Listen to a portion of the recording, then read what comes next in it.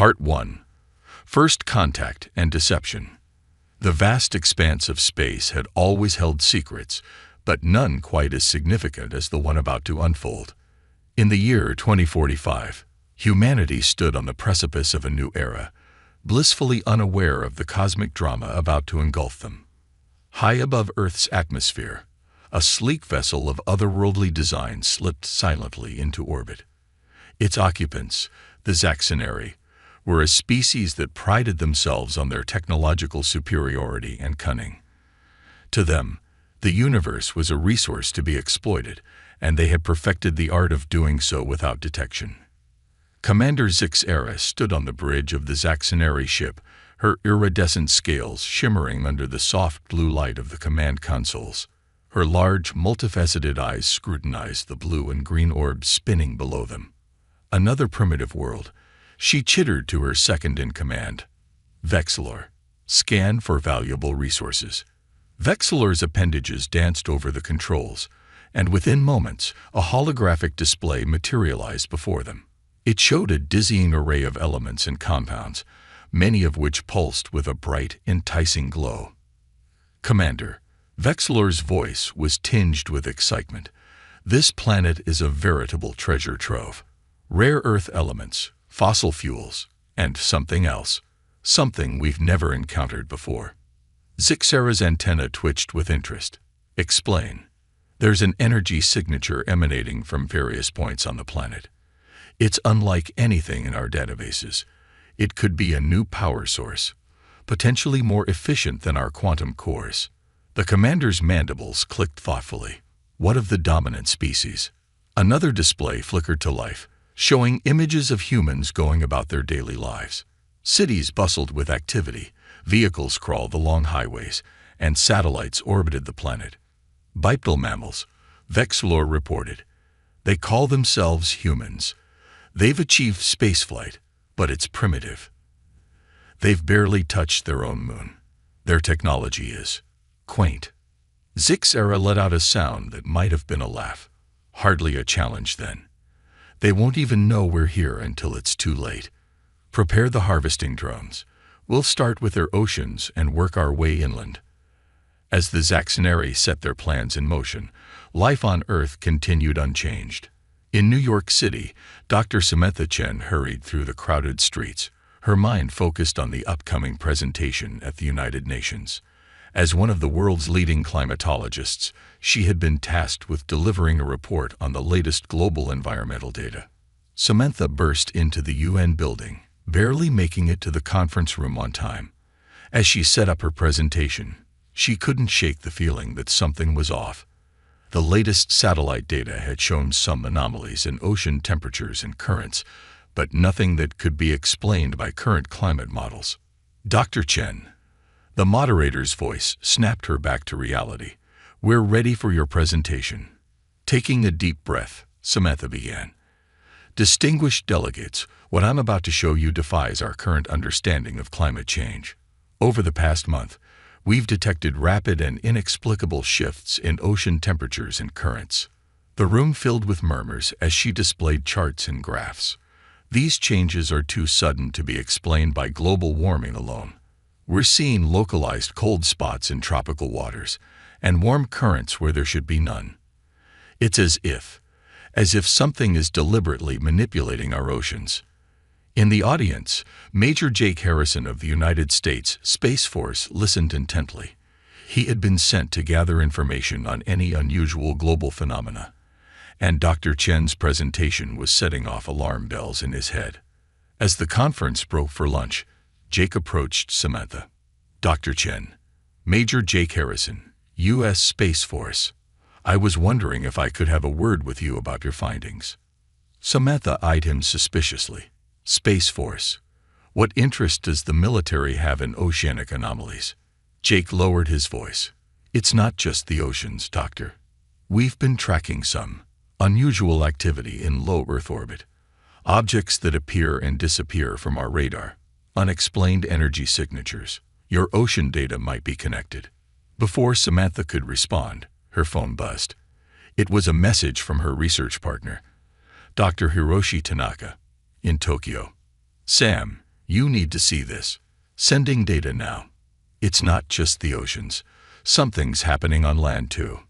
As Samantha and Jake huddled over her phone, neither of them noticed the small metallic orb hovering just outside the window, its lens focused intently on them. Miles below the ocean surface, in the inky blackness of the Mariana Trench, something stirred.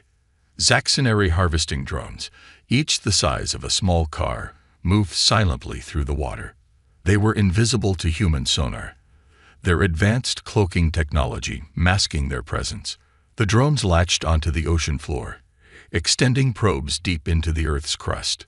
They began to extract rare Earth elements and other valuable resources, altering the delicate balance of the ocean in the process.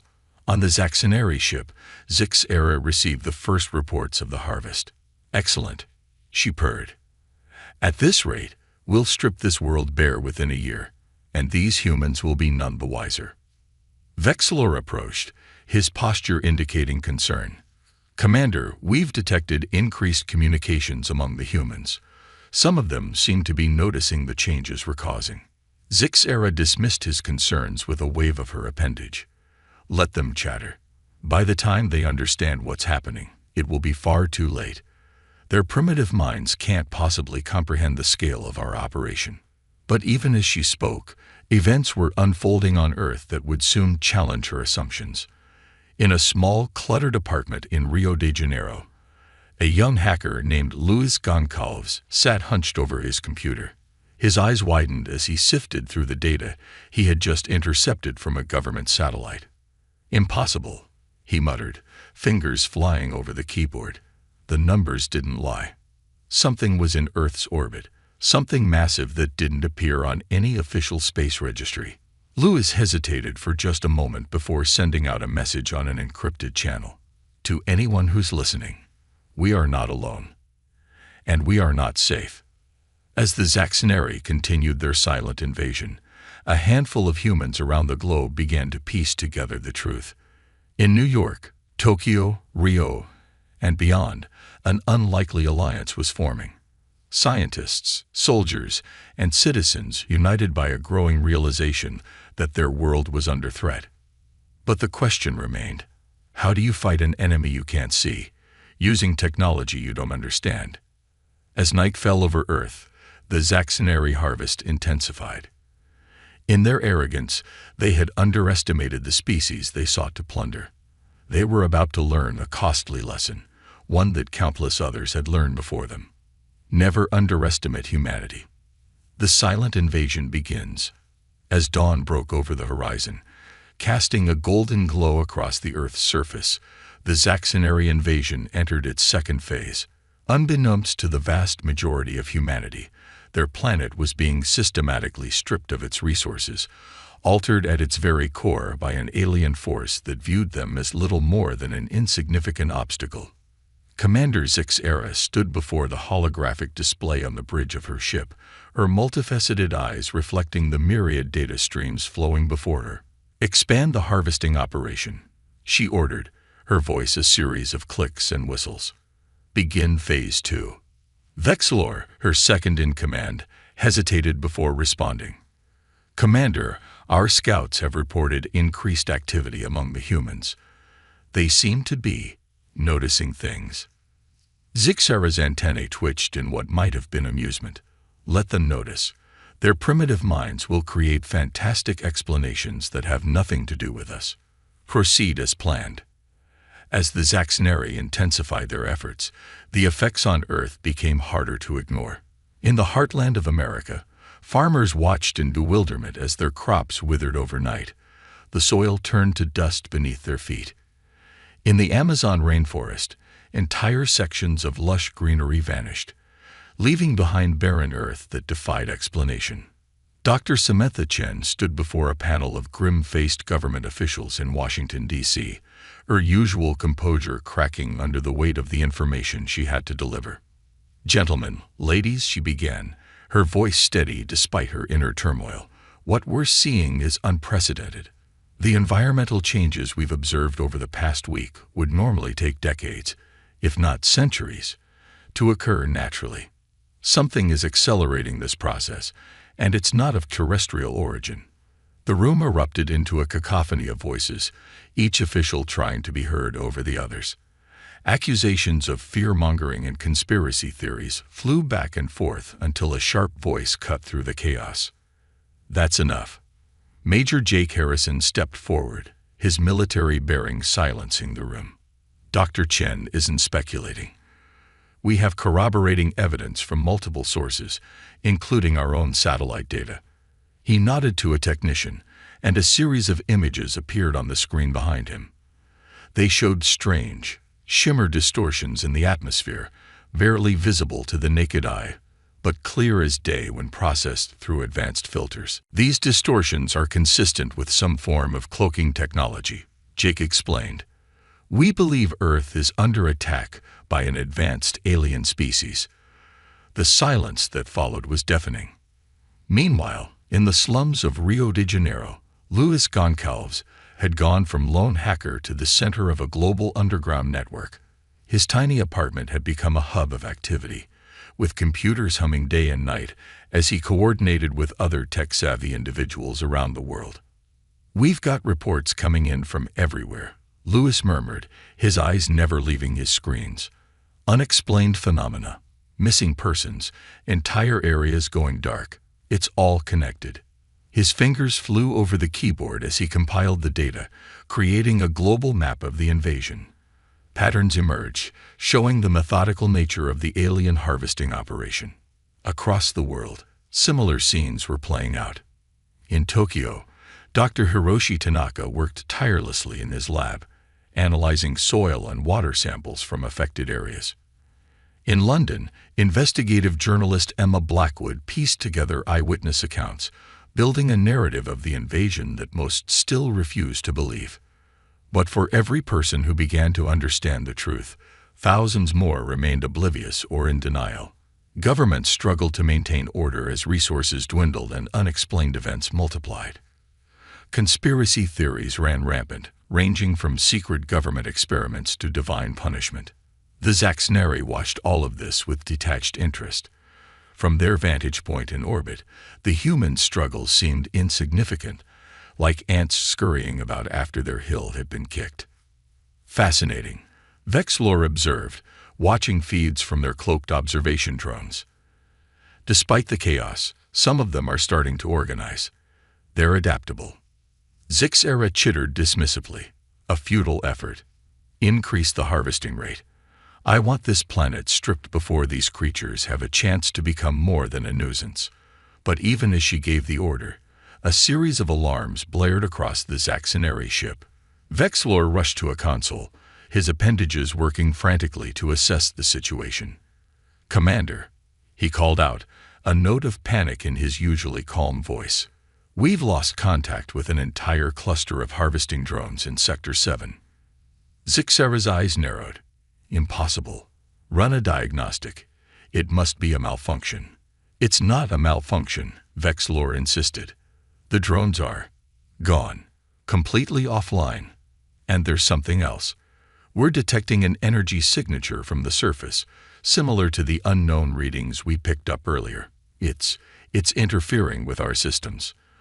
For the first time since the invasion began, a flicker of uncertainty passed across Zixera's features. "Show me," she demanded. The holographic display shifted, zooming in on a location in the middle of the Pacific Ocean. There, on a tiny, uncharted island, a pulsing energy source blazed like a beacon. "What is that?" Zixera whispered, her earlier confidence evaporating. Back on Earth, on that very island, a team of humans stood before a massive humming device. Dr. Chen, Major Harrison, Luis, Dr. Tanaka, and Emma had come together, pooling their knowledge and resources. "It's working," Samantha breathed, watching as data streamed across a bank of monitors. "The quantum entanglement device is disrupting their cloaking technology. We can see them now." Jake nodded grimly, reaching for a secure communication device. "I'll inform our forces. Now that we can track them, we can fight back." Louis grinned, his fingers already dancing across his keyboard. "I'm broadcasting the specs for the device on all channels. People around the world can start building their own.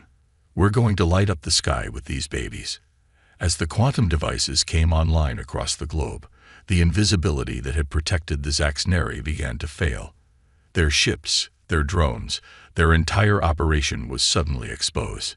In her ship, SCiFi watched in disbelief as humanity began to rally. Ships that had once been invisible were now clear targets for Earth's military forces. Harvesting drones were being disabled or destroyed at an alarming rate. How? She chittered, her composure finally cracking. How could these primitives have developed such technology so quickly? Vexlor, always the voice of reason, offered a somber assessment. We underestimated them, Commander. Their adaptability, their resourcefulness. We never accounted for these factors in our invasion plan. As alarms blared and reports of losses poured in, SCiFi faced a harsh reality. The easy conquest she had envisioned was quickly turning into a nightmare. The humans, far from being helpless prey, were proving to be formidable adversaries. Prepare for defensive maneuvers, she ordered, her voice tight with suppressed rage. This is no longer a harvesting operation. We are at war. On Earth, as the truth of the alien invasion became impossible to ignore, humanity began to unite in ways never before seen. Old rivalries were set aside, resources were pooled, and a global resistance effort took shape. The silent invasion had been uncovered, but the real battle was just beginning. As both sides prepared for the conflict ahead, one thing became clear. The Zaxneri's gravest error had been in underestimating the species they sought to conquer. Humanity, with its back against the wall, was about to show the galaxy why it should never be underestimated. Humanity's awakening. The world had changed overnight.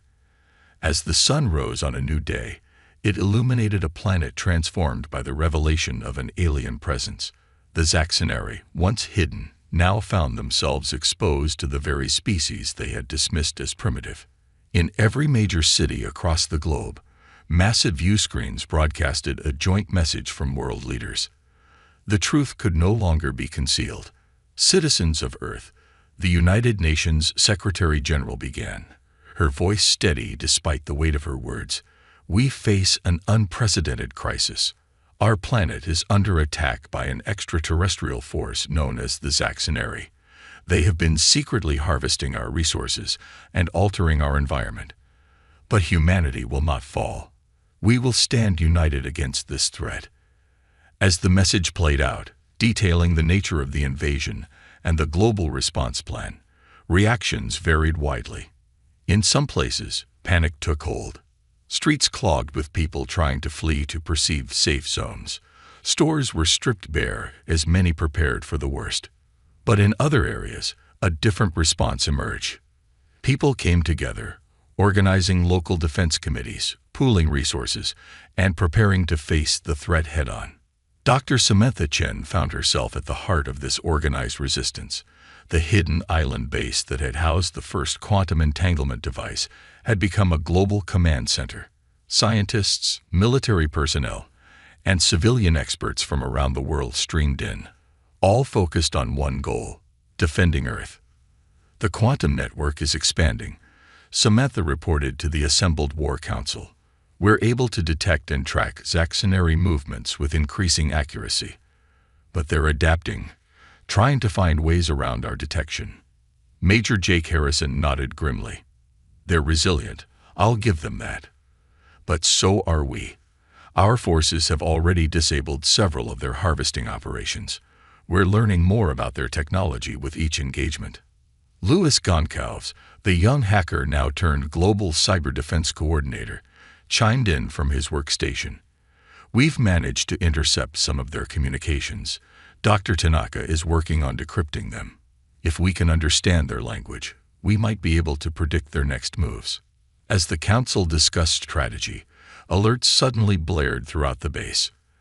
Emma Blackwood, who had transitioned from journalist to communications officer, rushed to a console. We're picking up massive energy signatures, she reported, her eyes wide. Multiple Zaxneri ships decloaking over major cities: Beijing, Moscow, Washington, London. They're making themselves known. Around the world, people looked up to see massive alien vessels hovering over urban centers. Fear gripped millions as the reality of the invasion hit home. But the Zaxxonari had miscalculated. Instead of cowing humanity into submission, their show of force had the opposite effect. In Washington, D.C., as a Zaxxonari ship loomed over the National Mall, something unexpected happened. A group of civilians, armed with hastily constructed quantum disruptors based on Lewis's open-source designs, stood their ground. The devices hummed to life, and suddenly, the ship's cloaking field flickered and failed completely. Similar scenes played out across the globe. The Zaxxonari, expecting to face a cowed and primitive species, instead found themselves confronted by a united and innovative enemy. On board the Zaxxonari command ship, Commander SCiFi watched in disbelief as reports flooded in. "How is this possible?" she chittered angrily. "These humans should be cowering in fear, not fighting back." Vexlor, her second-in-command, offered a sobering analysis. "Commander, we may have critically underestimated their capabilities. Their technology is advancing at an exponential rate. They're reverse engineering our systems faster than we can adapt." SCiFi's compound eyes narrowed. "Then we must strike harder.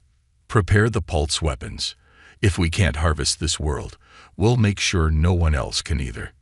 But even as the Zaxxonari prepared their devastating weapons, humanity's ingenuity continued to surprise them. In labs and workshops around the world, humans worked tirelessly to understand and counter alien technology. Dr. Hiroshi Tanaka made a breakthrough in Tokyo, cracking the basics of Zaxxonari language and technology interface. "It's based on quantum principles," he explained over a global video conference. "Their entire technology stack relies on manipulating subatomic particles. If we can disrupt these patterns, we can shut down their tech entirely." Samantha finished, her eyes lighting up with realization. The next few days saw a flurry of activity as this knowledge was put into action. Quantum disruptors were modified, and a plan was set in motion. As Zaxxonari ships prepared to unleash their pulse weapons, humanity struck first. In a coordinated global effort, modified quantum disruptors were activated simultaneously. The effect was immediate and dramatic. Across the Earth, Zaxxonari ships suddenly lost power, their anti-gravity systems failing. Several crashed into unpopulated areas, while others managed emergency landings. On the ground, harvesting operations ground to a halt as drones and machinery went offline. In the command center, cheers erupted as reports of success poured in. But Jake was quick to temper the celebration. "This is just the beginning," he cautioned. "We've won a battle, not the war. The Zaxxonari will adapt, and we need to be ready." Indeed, even as humanity celebrated its first major victory, the Zaxxonari were regrouping.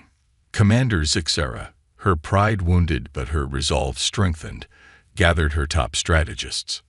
"We have underestimated these humans for the last time," she declared. "Prepare for full-scale war.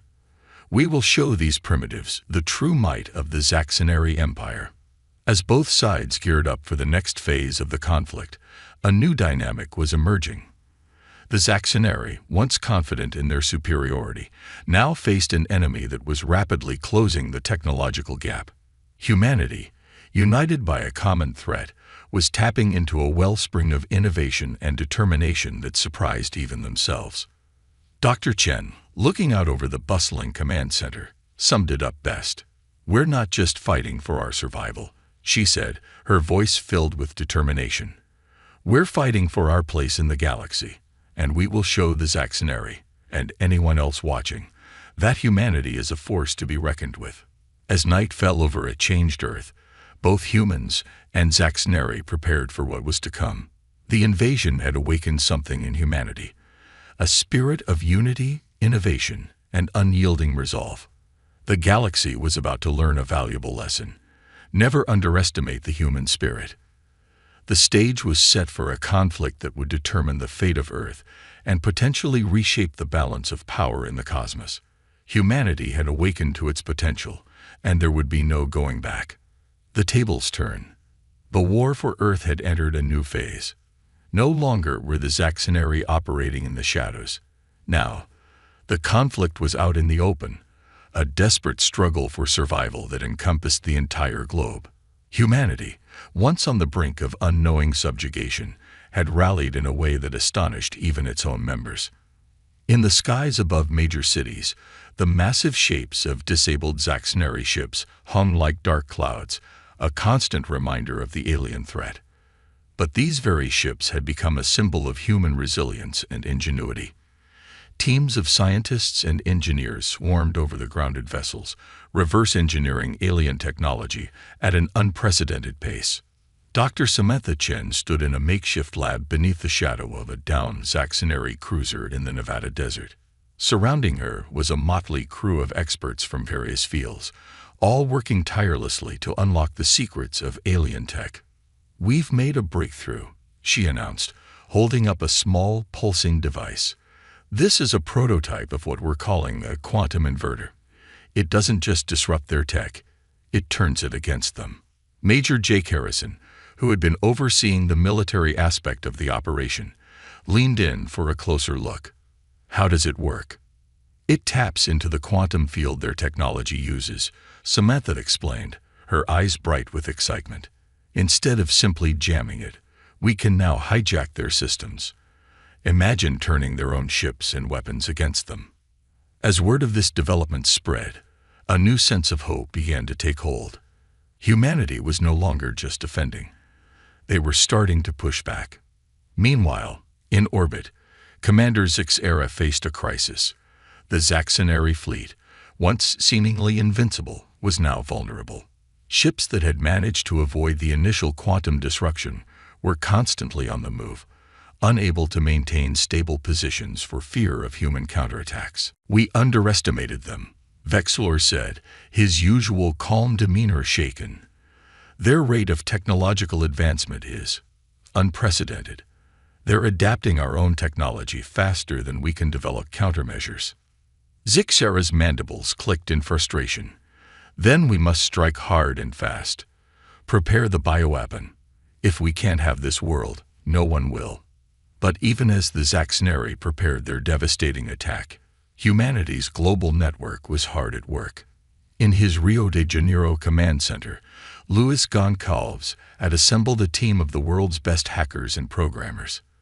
"We've cracked their communication protocols," Luis announced in a global briefing. "We can intercept and decode their transmissions in real time now. And there's more. We think we can inject our own commands into their network." This revelation changed the dynamics of the war overnight.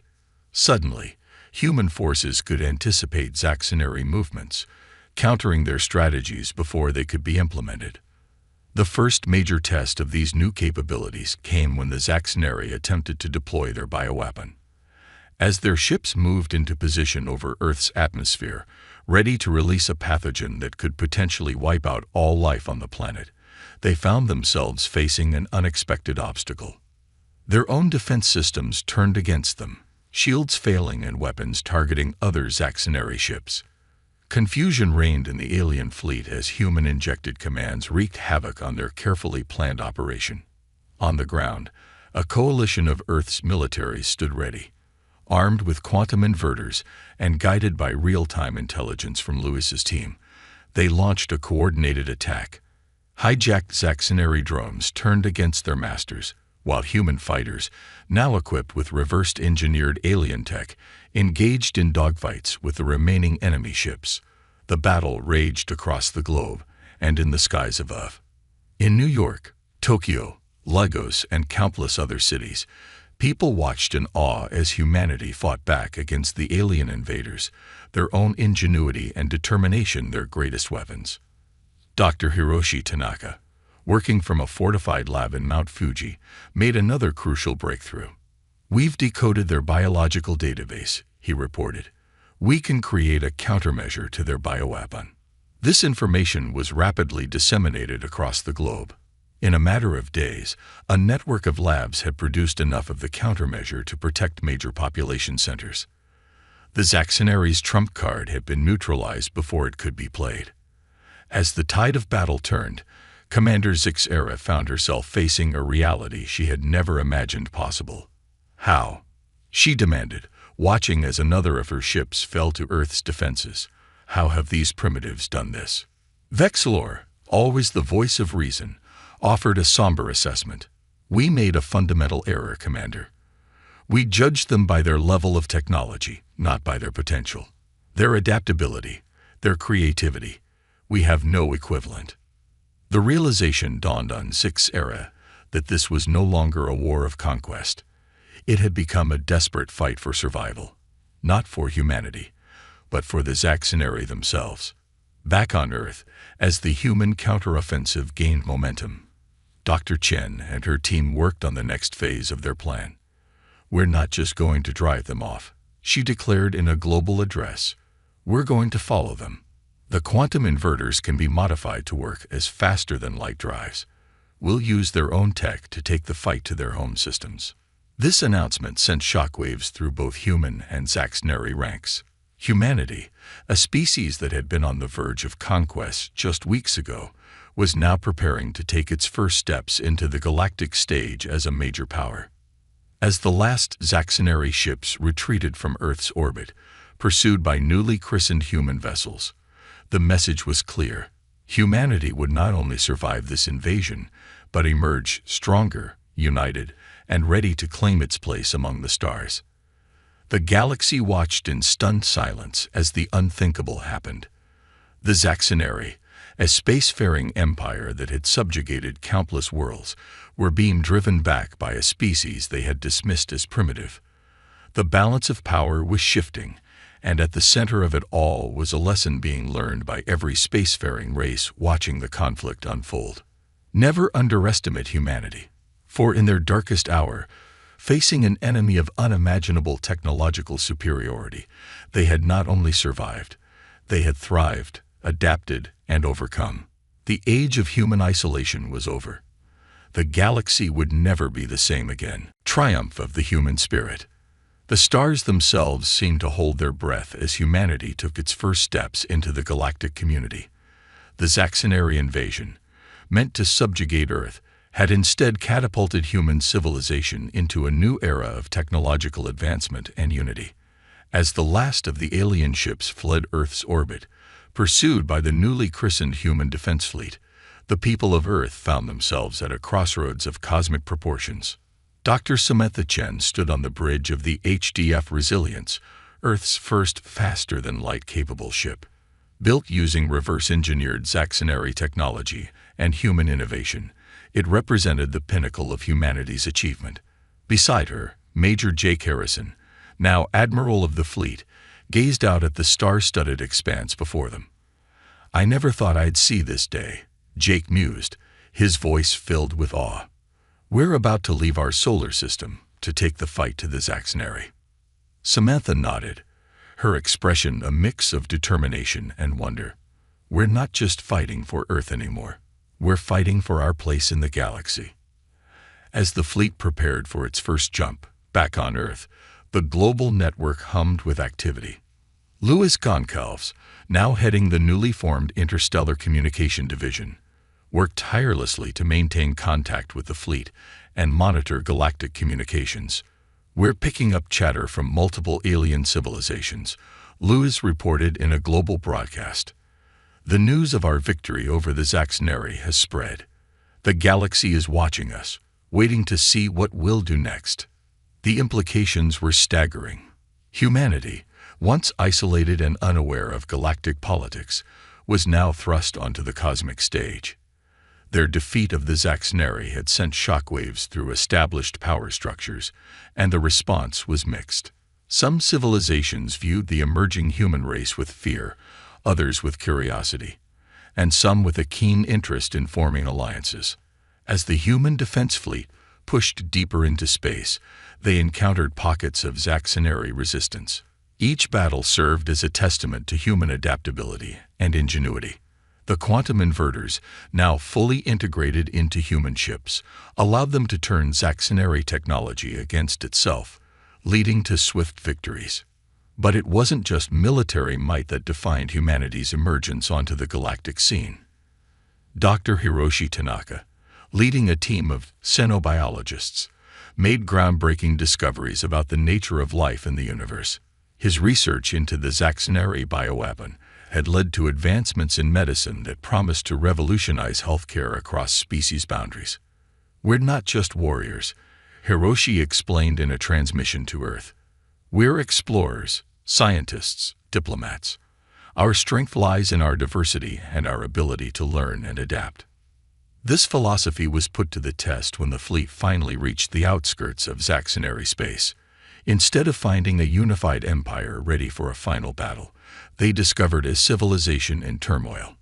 The news of their defeat at Earth had sparked internal conflicts, with many Zaxxoneri questioning the aggressive policies that had led them to this point. Commander Zixara, once the architect of the Earth invasion, now found herself facing a tribunal of her own people. As she stood before the Zaxxoneri High Council, an unexpected message arrived from the humans. Admiral Harrison's voice echoed through the Zaxxoneri communication systems. "We do not seek the destruction of your civilization. We came to ensure the safety of our own. We offer a chance for peace, for cooperation. Let this be the end of conflict and the beginning of understanding between our peoples." The offer sent shockwaves through Zaxxoneri society. Many had expected annihilation, believing the humans would be as ruthless as they had been. Instead, they were faced with an opportunity for redemption, for a new way forward.